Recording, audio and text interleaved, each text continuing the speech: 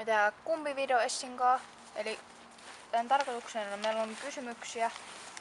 Ja että tässä on niinku kysyä, että kumpi tekee enemmän jotain tiettyjä asioita. Ja me näyttää tämmösiä lappuja. No niin. Eli kumpi harrastaa enemmän liikuntaa.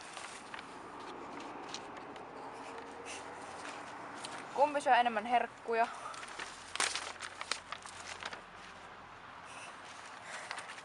Kumpi käyttää enemmän aikaa valmistautumiseen. Kumpi panostaa enemmän kouluun.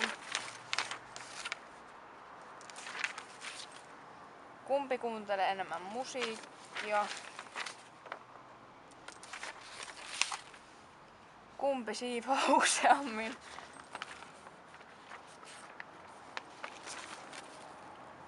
Kumpi suuttuu helpommin. Ja kumpi kakkaa enemmän. No niin. No.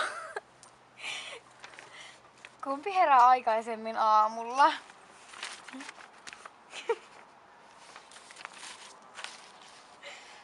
Kumpi tuhlaa enemmän rahaa?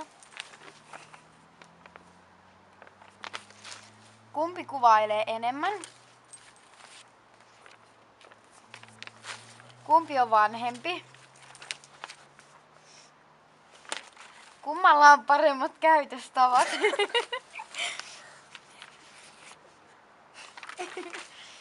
Kumpi on tyhmempi?